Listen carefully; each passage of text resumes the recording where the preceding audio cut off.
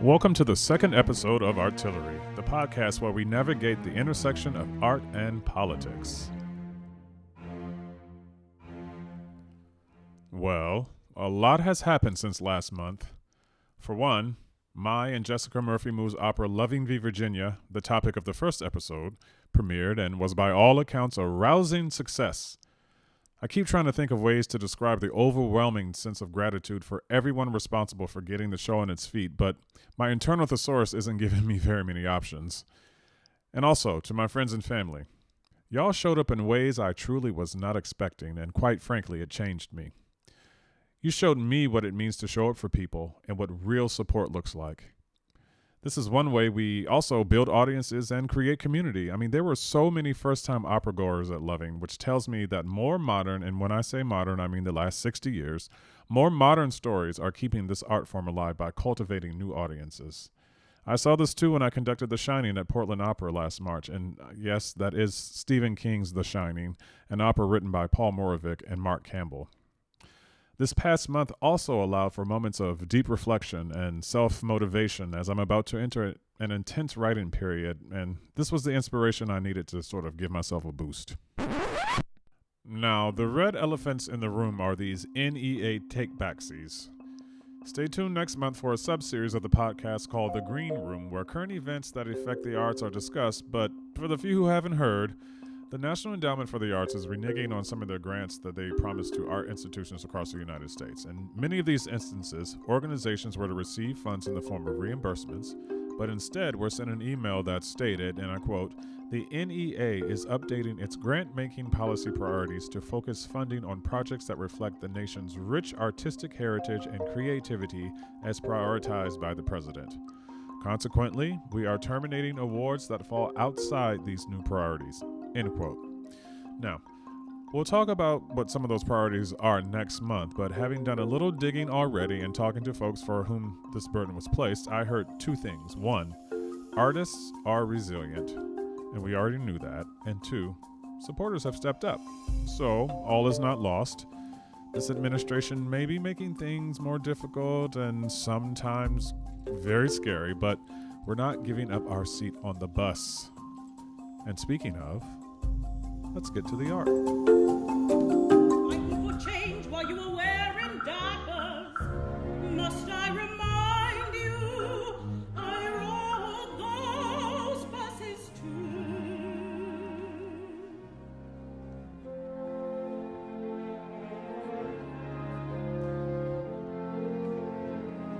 Seven years earlier,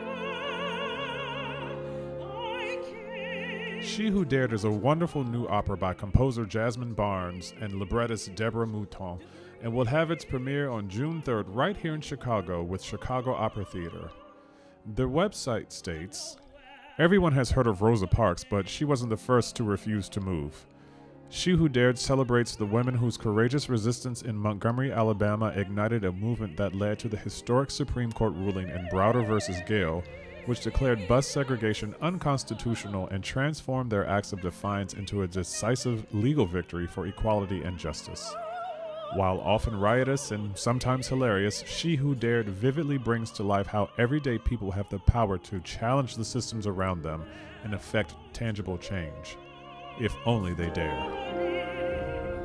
Merry reflections and broken glass, no matter what they promise you.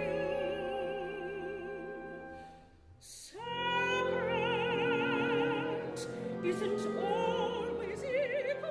Jasmine and Deborah, welcome to Artillery. Thank y'all so much for being on the show. I really appreciate y'all being here. Thank you for having Of course. Absolutely. Y'all have something very special coming up. A brand new opera called She Who Dared with Chicago Opera Theater. I do want to talk about that. But first, I want to get a little bit of a background from the both of y'all. Like, how did y'all meet? That's you, Jazz, or that's me? I'll take the first part. You take the rest. So we met in American Lyric Theater's Composer Librettist Development Program. I know that's like 10 words, but it was only 7. But that's still a lot. Okay. Right. Anyways, we met. It was 2021. Picture it, 2021, New York City. And we just both quit our teaching jobs and lived in the same state but met in a whole different one. Mm, And it was instant synergy, like just instant, like, oh, that's my sister. Okay, got it. Cool, found one. Like, nice. but we really didn't know what kind of artistic journey that would go on to, and personal journey that would go on to. Yeah, you want to pick up here? Yeah, I mean, both of us were in addition to the transition of coming off our jobs, we were both caregiving for two people who were pillars of our lives. We were, we're both two pastors' kids. And so I think there was just a lot of cultural background and a lot of shorthand that fell in quickly with us. That made the process of creating work also easier because I could say something to Jasmine like I needed to feel like Mufasa at the end, and I don't need to unpack what that is. Like she knows exactly what I need to have happen and vice Right. versa. So I think it just made things a lot easier. So both of y'all used to be teachers. What did you teach? I taught creative writing at a performing art, visual performing arts school, and And I, Jasmine. yeah, and I taught composition at a visual and performing arts school. Okay. And her in Houston, me in Dallas. I was about to say both in Texas, right? Yeah, so Yeah, we're actually our schools are sister schools, which is funny. right, Oh, so this is like right. this is the universe telling y'all that Listen, y'all need to be wait. working together. Baby, let me tell you, we went to recently to Montgomery, Alabama. They have the monument for where they keep the surnames of all the folks who have come out of slavery, and they're not in any real order. They're kind of randomized. And Jasmine's name is one name away from mine, my surname. Like it's that kind of creepy where it's like, whoa, we have supposed to been together for all of life, and Right. it's really interesting. It just keeps getting validated, I think, over and over again. Oh, I How love that. Totally. we together. I love that because it's hard out here in these streets, and finding a good collaboration is that's something to really hold on to. But I know that this is not your first collaboration, right? No. What else have y'all worked on? Oh So gosh. right around 2021, I was working on a choreo poem called Plum Sugar, The Life of Lauren Anderson, which chronicled the life of the first Black principal ballerina of any major ballet company. She's actually a living legend, so she lives here in Houston and danced for the Houston Ballet. And I needed all the music scored and called Jasmine and was like, this is a huge project out of nowhere and I need music. And she jumped in with both feet and just did such an amazing job of working with me to create not only, score for scenes that just live solely in dance, but also some new songs, some original songs that we created for the piece. And then we did a 30-minute opera for Opera Theater St. Louis called On My Mind, which was a comedic opera. And then this one, and then we just signed a contract to be in for another full-length opera together, which will be a lot of fun to make. Oh, that's awesome. And we've also done like song cycles. We did Russell Thomas, Love and Light. And Damien, we had work on the same show that day at LA Opera. And then what else? We also Conyers did album. Josh Conyers song cycle. Yeah, Conyers album and song cycle. A miracle. I was about to call it the first name of the Legacy. song, A Miracle in Legacy. All right, so that brings us to She Who Dared. How long have y'all been working on this? This is a tour de force for Black women. I cannot wait to see it. It opens June the 3rd and runs through June the 8th. Tell us, what is this show about? Oh man. So I feel like the best and most concise way to say what She Who Dared is about is women who lead movements and often are quieted in history, left out in history pages. That's the general consensus of who we're going to see. But the main thing I would say is that it was a community coming together to change laws in their, I mean, they were just thinking for the local community, but they actually ended up changing laws for the country. And that is something that I think we all can really take away from right now. That if we can come together as a community, we actually can make change if you dare. Oh, watch out. Watch out. I'm so corny. No, we love it. Cornball. Okay, so this is a story about real people. Yes. Yeah. When did it take place? What's the setting? So the The opera kind of spans from 1954 late-ish to 1956. So it's kind of a shorter amount of time. You know, the bus boycott was just over a year.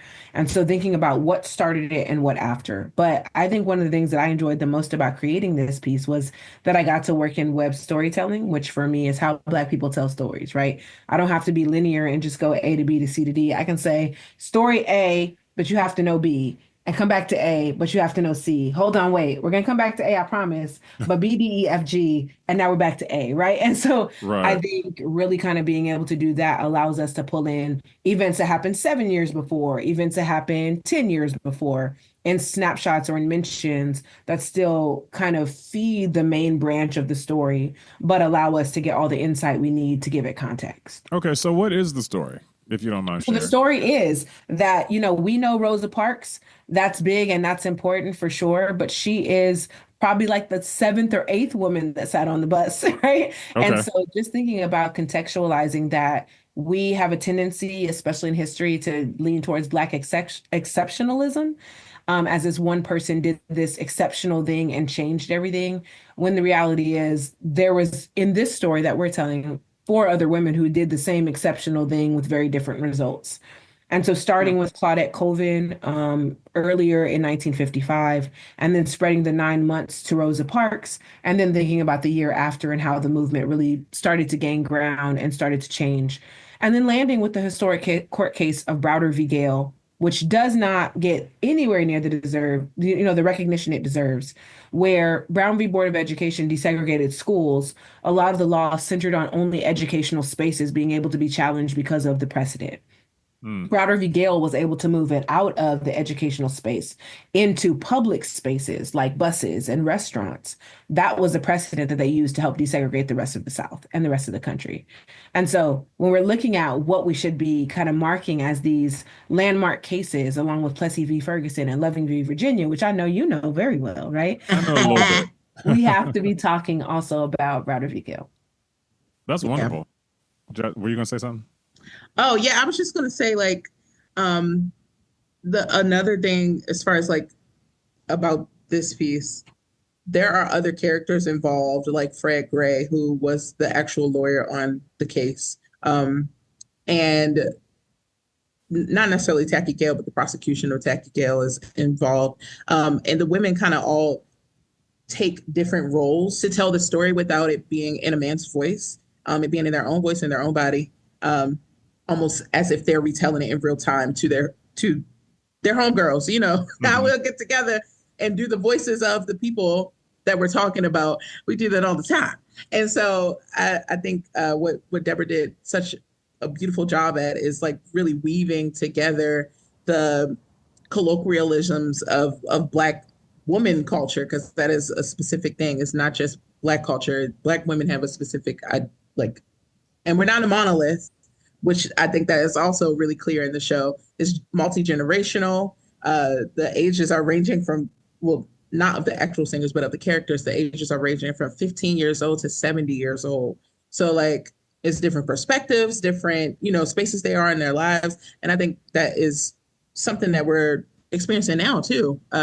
Multi-generational ideas and gathering of these kind of thoughts and what it really looks like for a community to come together um, through many different walks of life. That's wonderful. So who are the main characters in this? We have Rosa Parks, Claudette Coleman. Yeah, so Rosa Parks, Claudette Colvin, Aurelia Browder, Mary Louise Smith, Susie McDonald, Joanne Robinson, and Janetta Reese. I did it. Yeah. That's wonderful. Okay, so I have some clips that I'm gonna be sharing with the audience. I'm wondering if maybe you can cue up Rosa's aria for us. Yeah, I think that's me. Jasmine always makes me cue this aria up. And so I'm gonna tell the story. I'm gonna say it. Tell Yeah, the do it. We got story. time. So, We got time. Jasmine and I were writing, and in our original drafts, we didn't give Rosa an aria. We were like, she's the one that's talked the most about in history, and spending more time in real estate when you're trying to condense into a 2-hour show felt like maybe that's not the best use of our time because we wouldn't be adding to the way that people see Rosa. And so we Right. kind of gave her an arietta and then we kind of moved around. And when we came back to it, it just really felt like the role wanted it. You know, the role itself, the character was like, I need a moment. And we're like, okay, we're going to honor that. And so I sent Jasmine like a 1-page aria where I was like, is this really deep? It wasn't necessarily so expository, but it was long. I'll own it was long, Jasmine. Okay, I'll own it. And Jasmine was like, nah. And she was just like, I need 5 lines. And I was like, girl, I gave you a page and you want me to make it 5. She got stuff to say. And I think I hung up on you. I don't know if I'm right in that. Uh-oh, not airing the dirty laundry. Okay. I think I hung up on her and was like, I don't have it. I don't have it in me today. And then like 30 minutes later, I had all the text she needed, right? And I was able to kind of take a step back. And I think what allowed me to do that was really thinking through some information or some advice I was given by one of my mentors, Elisa Magajan, who said to me, I was really frustrated. I was mad at opera. I was like, Black people don't get our just due here. We don't get treated right. I don't like it. And she was like, you can't turn around the ship of opera in your lifetime. It's just too big of a monster. But if you can shift it 1 degree with the work that you're doing, it will land in a space so far from where it was supposed to land in 40 and 50 years in a generation. And you have to think long term like that. You have to think about what does that 1 degree do? And so it's become kind of like a mantra to myself, when I get frustrated with how systems are or are not working, is really taking the ownership of kind of the 1 degree that I can control. And I think Rosa Parks was very much doing the same thing, right? She didn't sit on the bus thinking I'm going to change history or people are going to know my name. It was much more about, let me take the ownership of my portion and carry it as far as I can carry it. That's beautiful. Absolutely. And Jasmine, who's singing this aria in this clip? Jaqueline Echols McCarley is Jackie. singing, and she's also going to be Rosa in the show. Wonderful. So yeah, she's giving it what she got for a pork chop. Okay. Yeah, we love it. Oh, some historical context though before we get there. I want to say Rosa Parks, a lot of people, the way people know her story is to be tired and old and worked all day and her feet were hurting and blah, like the stereotype that she was just tired and that's why she said she didn't get up. And the reality was she planned for it. She trained for it. The NAACP actually had nonviolent training and she went through that training. She was chosen for this moment. She did it 13 times before she actually got arrested. 13. Wow. So she did it, so it was a purposeful thing. And we really wanted to give her a moment outside of before embarking on to this arrest. That was inevitably coming and she wanted it to come. But the reality, we just wanted her to have a moment to really think internally, like, this is the part of Rosa we don't get to know, right? Like, what did she think before she was getting on the bus? Like, and artistically we can interpret that, but we wanted it to be something that, really had her questioning. And I actually asked Deborah to turn every line that she sent me into a question. The conversation. I thought that we talked that through. That was a joint decision. Can you turn it all into a question? But it was one of those kind of things that like she needed a moment to assess what's happening in her life, So isn't it interesting, as creators, we are privy to information that a lot of folks just don't know. Like you said, Jasmine, we know that Rosa Parks sat on the bus and she didn't get up because quote unquote she was tired, but no, it was actually a lot more to it. And I was finding the same thing when we were doing when Jessica and I were doing Loving V Virginia. It was like all this stuff that just sort of gets glossed over, and we kind of know the surface material, but not the meat and the bones of like what actually happened. And isn't art a wonderful way to bring it to light? Absolutely. Jasmine, can you tell us musically? Yes, sir. Yeah. Musically, what's going on in this? Okay, so I wanted the sound of it to sound like a question, like almost like this kind of enchanting space that continually is an upward motion. So it kind of have like these arpeggios going and these polyrhythms happening in a really smooth and fluid way.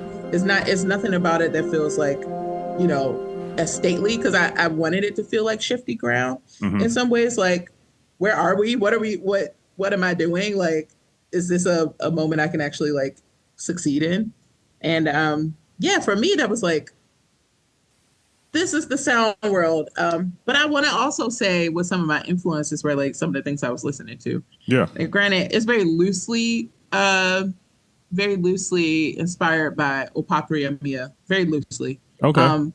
I was exploring like sparsity and scoring and what that sounds like and how that can complement the voice. And I think that this aria is so about Rosa's voice and what she's saying. And it like, so while the accompaniment I think is like fluid and shifty, but I think it really highlights what she's saying and how she's saying it. So yeah.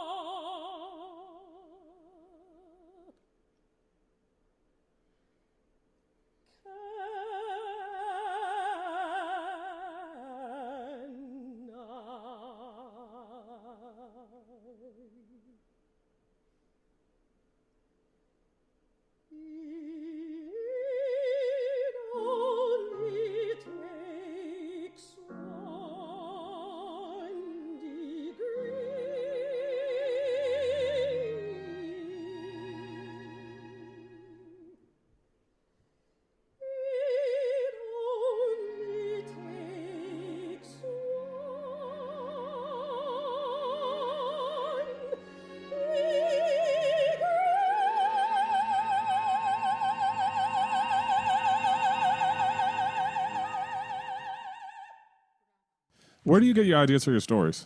Because I know, as a person who also writes opera, finding a story is like the hardest thing.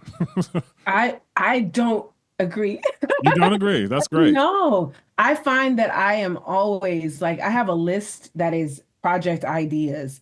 And I just, as I learn things, I think I'm always writing and making notes or sending Jasmine some weird Instagram post about like the Muffin Man, right? Like, or something that I'm like, this might be great. I don't know. So I think for me, opening that valve of ideas, it's harder to shut it off than it is to actually turn it on. Mm. And then it's the focusing and not getting distracted by all the other cute ideas that want to cross the road while I'm writing, right? That I think is a lot harder. Okay, so where do you get these ideas? I think anywhere and everywhere. Drop some knowledge for me because I'm like, no, that ain't gonna work. Nope. The algorithm be at me. No, but also, like a lot of this one specifically, She Who Dared, was my mom being like, you had a cousin that sat on the bus 5 months before Rosa. And I was like, what? And she was like, yeah, her name was something. And I was like, that what? And then I think digging into that and being like, what mom are you talking about? I found Aurelia Browder, who grew up an hour from where my mom did, in Alabama, and has the same surname as my mom. And the likelihood that we're related probably is very high, right? Even though I haven't done the family tree part. And so I think I'm always looking at things as inspiration for stories. For me, more as a multi-hyphenate, like it's more about what it wants to be. So like I always have a story, but sometimes it wants to be a novel, and sometimes it wants to be a poem, and sometimes it wants to be a film, and sometimes it wants to be a piece of art, And the harder decision for me is like listening to the work to figure out where it wants to live. Yeah. So, okay. I think that's good because for me, I only do the one thing. Well, I do more than one thing. But like that's the biggest you do lie. a lot of impressive one things. But I'm just saying, in terms of like writing opera, for me, there are a lot of stories out there, but I have to pick the one that's going to sing the best. And sure, for me, there are a lot of ideas for stories, but if I can't see it on the operatic stage, maybe it is a book, or maybe it is, a short story or something like this. But for me, it's got to have that thing that's going to make it sing. So the characters need to have stakes. High stakes need to be involved. For me, it's high stakes and little amount of language. Like it has to marry both, right? Yeah. Because I also write plays, and so sometimes I'll be writing something, and I'm like, why is it not a musical and it's an opera? There has to be something else it's doing that defines genre for me, that makes it feel like you can live in the space of opera. So you both write about issues that are politically charged. My first question is why? And my second question is, do you feel a responsibility to write about your Blackness? I think the responsibility answers the why. So like in many ways, I do feel responsible for making the canon Blacker. I do. I feel responsible for that. I feel like for such a long time in history, Black artists have been erased so easily. And then they pick what decades they want to give Black artists their flowers. I think it's important to keep showing up and to keep doing it and to keep keep with the shenanigans, Right. Right. And my why is like really rooted in that. I would say initially, like starting as a singer, it was like my why was to fix my immediate problems as a singer, like being a plus size, dark skinned Black woman, soprano. Like these things are, especially while I was like coming up into the field, it was not very kind to anybody that looked like me. And I was like, so I'm going to write stuff that has people that look like me. Like, and I know that sounds like selfish, but the reality was that there weren't too many. And the ones that were there had these negative stereotypes. They were written in the voice of a white man's perspective, to, a white man's lens on what it means to be a Black woman or what it means to be a Black person at all. Right. And I felt like opera specifically, because it's like, okay, this is the space I really know how to embody the story, but this is the place I want to change what those stories look like. Mm-hmm. Granted, I'm not writing libretto. However, like the reality is that those things go hand in hand. the music and and the libretto go hand in hand, the story go hand in hand. And so it's this idea that I want to write things that move me personally, because I consider and I think about the younger version of me who was not exposed to classical music, who, grew up in the inner city of Baltimore, and with the oldest conservatory right there and still not having access to classical music, with one of the top performing orchestras in the country and still not having access. I think there has been this elitism and this separation of high art and the common folks music, and I think it is a responsibility for me to change what is common folks music like. Anyway, but yeah. Mm-hmm. I have more tea. You've celebrated quite a bit, Jasmine, of even just thinking about Black musical genres and how they enter into spaces right next to, an Italian aria, right? Like that they hold the same space. And so I'm like, this is where I'm like, praise on you for, that work. Yeah. I think of it a little bit differently in that my existence is political. It is what it is, right? I'm a Black disabled woman, right? I'm political. And so my then responsibility is, do I want to try to hide that and shy away from it? Knowing that everything I create, someone is going to look at it and say, well, that's probably because she's Black. That's probably because she's a woman, right? They're going to put that lens on it, even if I don't want them to. Right. Or I could say, if this is the lens you're going to see my work, let me make sure you see it crystal clear through this lens, right? I'm gonna make my Blackness extra contrasty, right? Like I'm gonna make sure that you hear all the womanness in my stuff. I'm gonna make sure that it is political and that political is making a very clear statement, because you're gonna make me have a statement even if I write about blue bonnets on a Sunday morning, right? You're gonna be like, do the blue bonnets mean Black bodies? Okay, right? Like, it was a flower, fam, right? So it's a blue bonnet. Right? Like, so then it has to turn into something more for my own sanity in some ways. And then also, like, it's an opportunity, right? Everyone is not given the opportunity to sit at these tables, to make these statements and to push. We got indoors and it's a beautiful thing, but it's more of our responsibility to make sure we take those doors off the hinges. Yeah. And I guess a follow-up question is, I mean, yes, and that can be so exhausting. Correct. All the time. How do you navigate these spaces and continue to do this work? Yeah. I would say, you said, yes, she gardens. It's a thing. And I draw. Okay. No, but the reality is there are plenty of times where the weight of the world, it just feels it's just sitting there on your shoulders. And it's like, how can I create with such pressure and such constant threat all the time? Like it's just constantly under attack for literally no reason. And even to the point that when celebration is happening, it's like, all right, so when the other shoe gonna drop? What, a year, 2 years? Right. Just always having that anticipation, like you don't want me to have joy, and you don't want me to write my story, and you don't want me to, like you know what I mean? Like, yep. And, tell me what I can't do and I'm going to do it. Yep. Always. Like, I'm going to do it. And I'm going to do it as much as I can.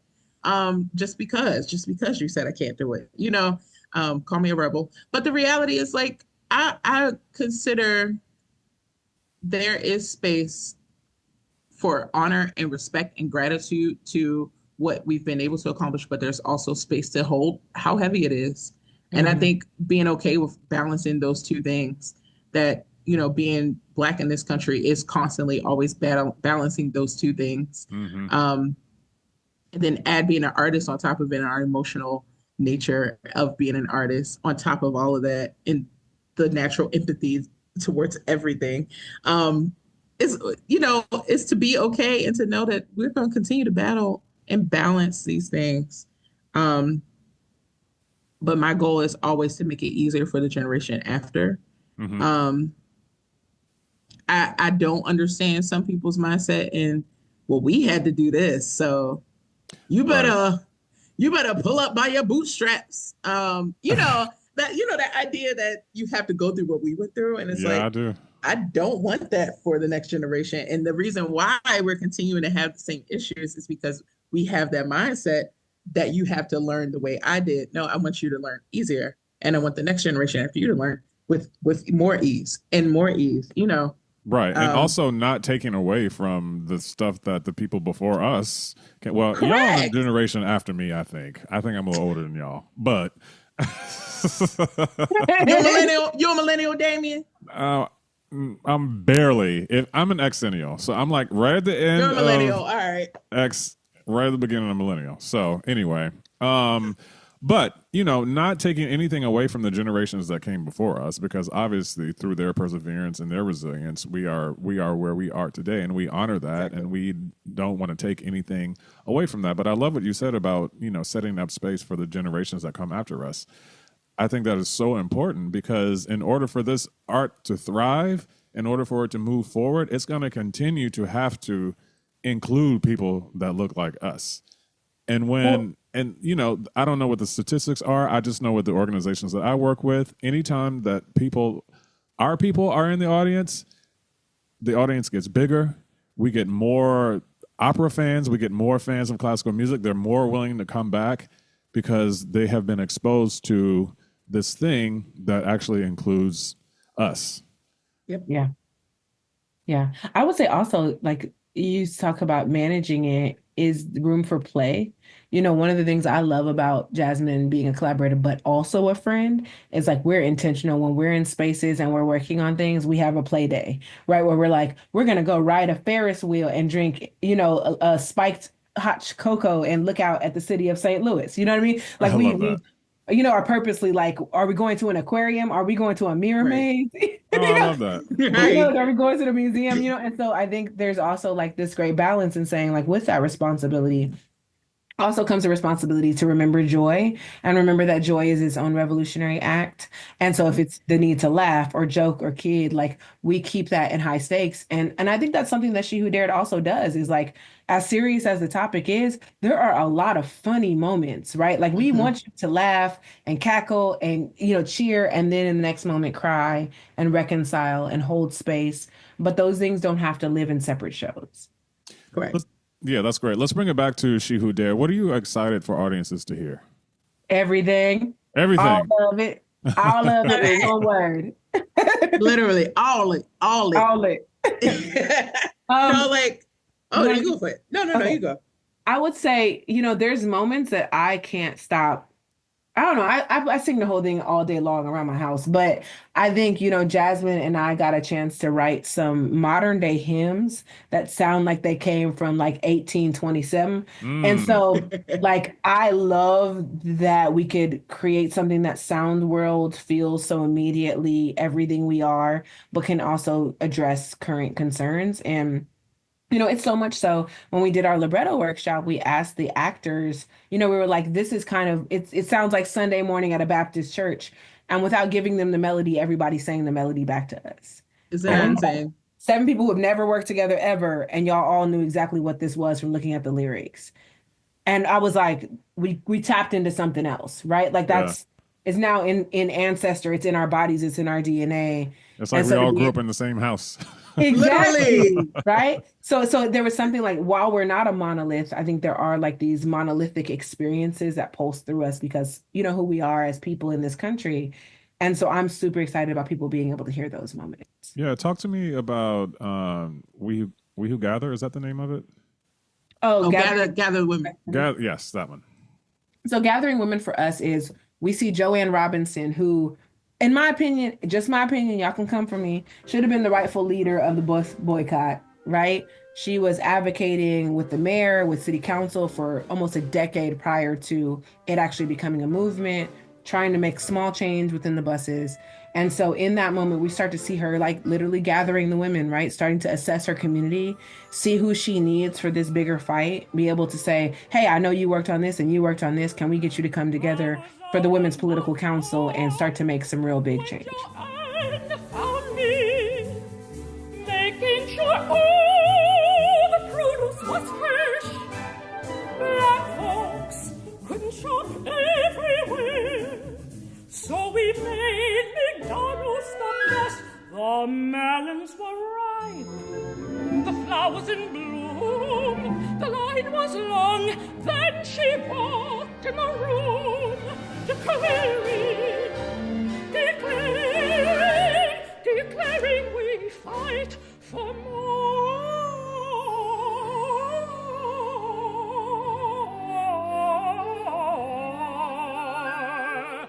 Susan McDonald. Okay, so we heard Rose's aria, and now let's, I'm wondering if we can hear something from Claudette. Equal Protection. Tell me about that. Yeah, so Claudette Colvin, as many arias are, with the idea of it being a meta moment, a good portion of arias are a meta moment, unless it's diegetic or something that involves community in some ways where they're talking to a direct person. But this is her meta moment. She's talking to herself. But in a couple In the scenes, church, though. right? A couple scenes prior to this, we saw her in school and she was learning the 14th Amendment, and she's rehearsing it now at this point in this scene with her classmate at the bus stop, and kind of coming to the realization that the 14th Amendment doesn't apply to her life. No state shall make or enforce any law which shall abridge the privileges of citizens, nor shall any state deprive any person of life, liberty, or property without due process of law, nor deny to any person equal protection under the law. And so she's reckoning with the fact that, anyone? Nor deny to any person equal protection under the law. And so this aria is just her trying to figure out, like, how in the world is this what the law is, and this is what my reality is, and does God hate us or something? Like, it's this kind of like, I don't really understand, but also it moves to a revelation that she wants to be the bridge between those two gaps. So yeah. Nor deny to any person equal protection under the law. Anyone?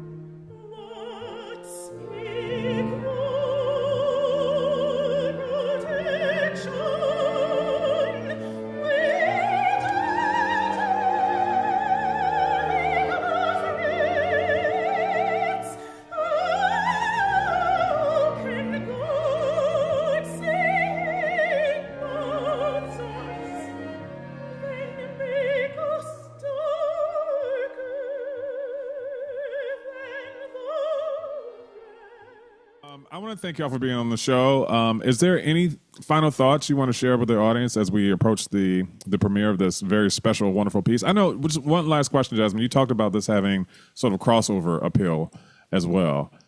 Talk to us about that a little bit. I feel like naturally when you include Black art forms, which are American art forms, because that is the majority of American art forms are Black art forms. When you highlight these things, it almost automatically feels crossover worthy in some ways, just because, and it's unfortunate to say, but not too many classical spaces have accepted like art forms and idioms and, sound worlds as acceptable into the space. And the thing about this particular piece, it being based in the civil rights movement, it's really important that gospel was included in this because gospel was such an activist space for all of these women. There are several scenes with them in the church planning, like they're planning, because that was the reality for their life, that those were the kind of places that they could come together and have peace and quiet with each other, or not, or yell and have a town hall. Whatever the case, whatever they needed to get done, but it was the barbershops, the beauty shops, the churches, like these were activist spaces. So it's important for us to include that kind of sound world into the piece, whether it be real to them or not, and that'll be understood more by seeing the piece, June 3rd.